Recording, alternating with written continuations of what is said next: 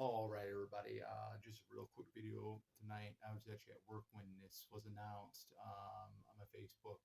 I am uh, friends with Melanie Kinnaman. She it was Pam in Friday the 13th Part 5. She posted something up about Ted White. I read the description. It had like two pictures of him on there. And come to find out, he passed away today at the age of 96. Very, very sad news for us horror fans, for us Friday the 13th fans, which is a bummer. But, you know, to think about it, I mean, he was 96. He lived a long life. Very, very good career that he had. Stuntman. Uh, Most notable for playing Jason Voorhees in Friday the 13th Part 4, the final chapter. I never got a chance to meet him. I actually lucked out one time at Flashback Weekend. The reason why that happened was at the time my vehicle and my half brother's vehicle, it was they had to have repairs done, so we had basically put our money towards getting the repair done. Because that's more important than going to a convention. The vehicle's got to get taken first because that's the means of transportation. So and there was another time that Ted was at Flashback, and it was before we knew about the convention itself in Chicago. But yeah, it's unfortunately sad news because uh, Ted's gone now. Uh, Brooker and then Dash. Uh, the only Jasons that we got left from the first four films are Arlen Liam and then Warrington Gillette, who played Jason as the unmasked Jason that went through the window near the end of part two. So yeah, we got those two. We got those two there. Plus we got C.J. Graham, Kane Hodder, Ken Kurzinger, and Derek Mears. So those are the ones left.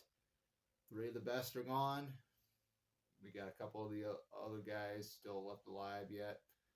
Um, I'm pretty sure, you know, a lot of fans are really feeling it with everything. I'm actually working on part three, watching it. Eventually get to part four this weekend. Uh, yeah, I mean, his performance was awesome. I mean, there's a whole thing behind why he was vicious in the film. It had to do with him and Joseph Zito, the director of the final chapter, not getting along eye to eye. There was a scene with Judy Arrowson out there on the raft where they basically kept her out there. She wanted to come in. They wanted to wait until the water settled, and she was going into hypothermia. And of course, Ted, as tough as he is, went and told, "You don't get her out of this water, I am walking." And I think there was another headbutt with him and Joe when the death of Peter Barton's character in the shower scene. Something with there was no protective padding in the back because the way Peter Barton's character gets killed, it starts out as Peter Barton, but you can easily tell in the film it's an actual dummy that gets the face pressed in like that. He goes in and he goes like that. So, and that was the other one, I believe. But the most notable story was with the whole Judy Arrowson thing, her wanting to get out of the cold water, and the director didn't want that. He wanted the water to settle because it's so hard to take another shot with the water not settling.